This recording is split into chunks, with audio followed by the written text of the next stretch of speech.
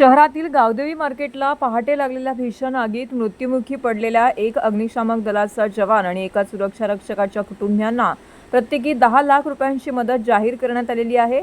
तर अग्निशामक दलाच्या 2 जखमी जवानांना प्रत्येकी 1 लाख रुपयांची मदत देण्यात येईल असंही उपमुख्यमंत्री एकनाथ शिंदे यांनी जाहीर केले।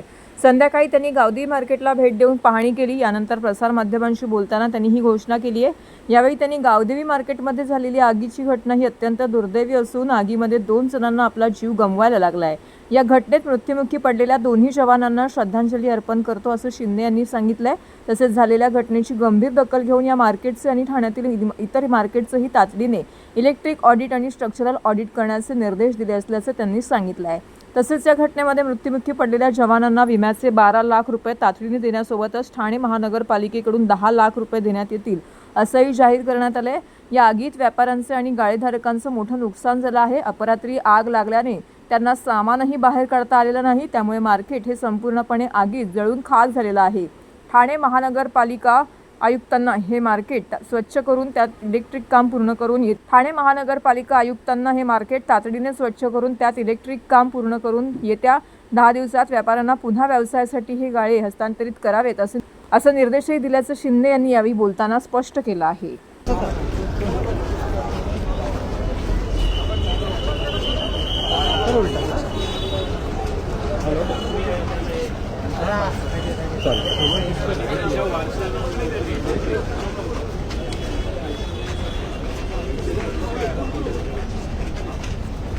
खाली बघा रे।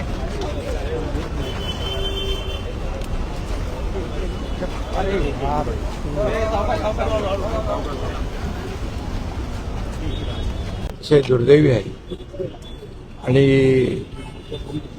पहाटे ही घटना घडली। आयुक्तांची माझं सकाळीच बोलणं झालं आणि त्याप्रमाणे प्राथमिक जर आपण पाहिलं तर शॉर्ट सर्किटमुळे ही आग लागली असं प्राथमिक अहवालानुसार आता तरी लक्षात येईल। चौकशी त्याची होईल आणि जे दोघं ह्याच्यामध्ये सागर शिंदे आणि काळू गाडेकर, एक सुरक्षा रक्षक आणि एक अग्निशमन विभागाचा जवान, हे 2 लोक या दुर्घटनेमध्ये मृत्युमुखी पडले। ही अतिशय दुर्दैवी घटना झालेली आहे। त्या दोघांच्याही परिवाराला ठाणे महापालिकेने प्रत्येकी 10 लाख रुपये देण्याचा निर्णय घेतला आहे आणि जखमी जे आहेत त्यांना 1 लाख रुपये देण्याचा प्रत्येकी निर्णय घेतला आहे आणि जे मृत्युमुखी पडले त्यांना त्यांच्या नातेवाईकांना अनुकंपाखाली नोकरी देण्याचा देखील निर्णय झाला आहे। मी सकाळीच मुख्यमंत्री महोदयांशी या बाबतीमध्ये चर्चा केली आणि हे जे गाळेधारक 154, 55, 155 आहेत त्यांचंही मोठ्या प्रमाणावर नुकसान झालेलं आहे।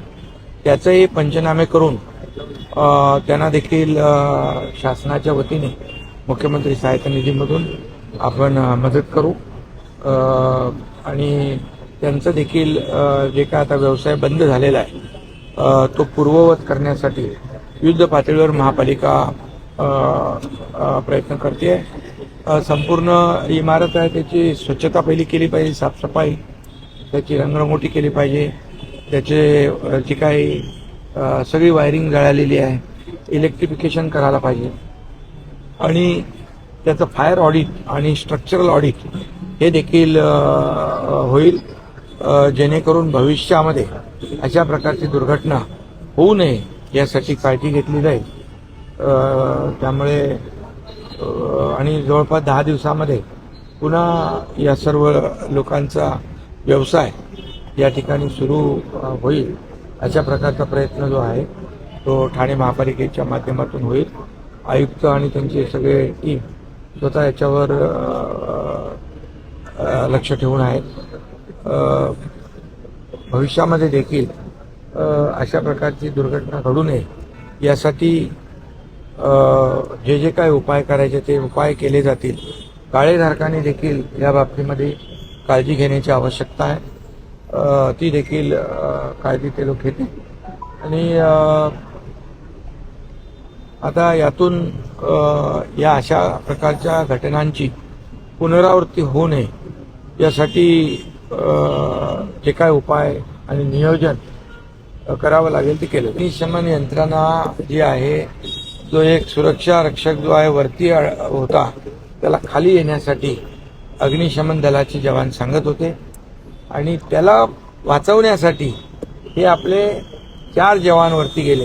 बरोबर आहे ना? आणि त्यामधला सुरक्षा रक्षक दुर्दैवाने मृत्युमुखी पडला आणि त्याबरोबर अग्निशमन दलाचा जवान स्वतःचा जीव धोक्यात घालून त्याला वाचवण्यासाठी गेला, त्याचा दुर्दैवी मृत्यू झालेला आहे.